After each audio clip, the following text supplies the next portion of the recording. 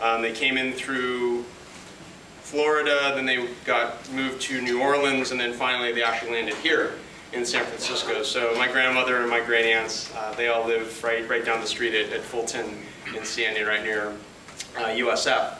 So 66, 67, 69, and 71 were kind of the spacing of the migration for my family. And so since my godfather was here first, then there was laws that allowed him to apply to have his family members come over. I think it was under political asylum type application. So yeah, and so my family, my mom's family then grew up here in San Francisco. My mom went to San Francisco State. Met my dad here in San Francisco when he worked for GE, and we got married. Moved down to Orange County, and here I am. So the last slide here to talk a little bit about the Cuban Japanese community today. So again, I went there in 2006, and it's a very small community. The island only has about 1.1 million people, and the Japanese Cuban community is about 1,200 people. So naturally, I think no surprise, it's very small. I interviewed about 30 different people and families. I worked with the Japanese embassy and had a contact in Havana, and they actually have a very kind of like informal roster of all the Japanese Cubans on the island. So I spent a month in Cuba and literally just went door to door and knocked on people's doors unannounced, and introduced myself, told them who I was and what I wanted to do. And basically, I mean, what I wanted to do was to hear their stories. It was just amazing, just to have people, inviting me into their homes, and the 30-minute conversation, stretches out to an hour, hour and a half. Next thing you know, I'm being invited to stay for lunch and stay for dinner. They're getting me drunk on Cuban rum, and one experience I have to share with you was I was in one of these towns, and this family actually shares the same last name with my great aunt. And so we were talking about, do they know my great aunt? And there was a very loose relation. So yeah, they definitely remembered who my great aunt was. And it was, in this household, it was the grandfather, husband, wife, they had 2 kids, an aunt, and so yeah, we had, three generations, all living under one roof. And that's the old school way of raising your families, right? Everyone's under the same roof. And so we were learned a lot about their family, and yeah, we bought a bottle of rum, and Cuban rum, by the way, is like absolutely amazing. I didn't really care for rum until going to Cuba. So if you're ever abroad and you see Cuban rum, definitely give it a taste. But so when I was doing these interviews, I would just be in people's homes, and like most communist governments, they have minders kind of all over the place, and the Communist Party, they have neighborhood patrols. Families are kind of they are all signed up to report suspicious behavior.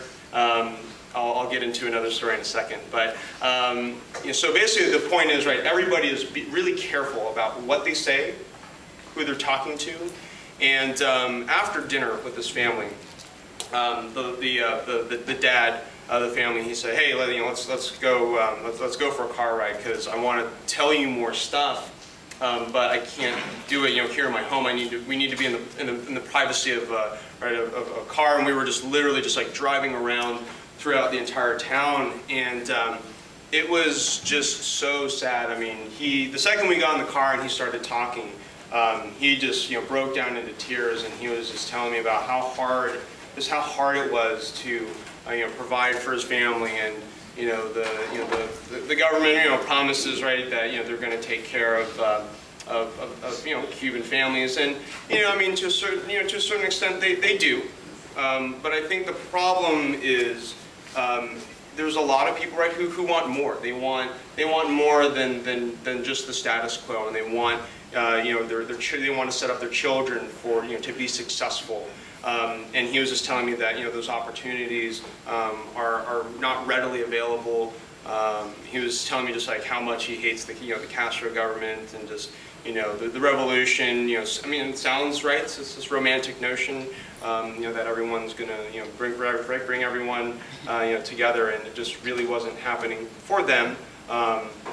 And you know, obviously, if you talk to some other people in Cuba, I'm sure, you know, you'd hear a different story. But I think the one that I heard seems to be kind of a common one in Cuba, unfortunately. So, yeah, back on the topic of you know, needing or, you know, having government minders all over the place. So a second quick story here. I got food poisoning. And so I love food. Food is I live to eat. I love food. So whenever I travel, I like to immerse myself in, you know, local culture. And I was walking down the street and found this one guy. He had a little cart, kind of like the size of this, a little smaller, and it metal cart, and had kind of a glass you know, glass casing, and on it was just this whole suckling pig that, you know, had been slow roasted. And then he had these little, like, you know, bread rolls on the side. So he was basically, you know, pulling the pork and just stuffing them in these rolls, and it cost 3 US cents. Wow. And, you know, I couldn't pass up. I couldn't pass up the opportunity to have, you know, some authentic, you know, Cuban pulled pork sandwich. Now, you know, the rational side of me was telling me, you know, no, don't do it. This guy who was sitting down, he was a very, very large set man. This was July, and so it is just humid and just super hot. He is sweating, just sweat is pouring down his face. And I see him serving other customers, and he's basically wiping the sweat off with his hand, and then he's just like going straight into the pig and pulling pork off and, you know, shoving it into these bread rolls. So, you know, I'm standing about, you know, 10 feet away, just kind of like looking and like watching. I'm like, oh, great, you know, do I really want to, you know, put myself out there? And the answer was yes. I did. I wanted to you know, try one of these sandwiches. It was delicious, but yeah, I got food poisoning, and so I was really sick for a day and a half, and so I was in. They have like hostels, kind of like very similar, you know, like they do in Europe, where, you know, you're staying with you know, either a family, or they you know, basically Cuban families are opening up their homes to travelers. And I'm laying in bed, and the hostel owner, she knocks on my door, and she says, "Hey, Chris, some immigration officials are here, and we're waiting in the living room."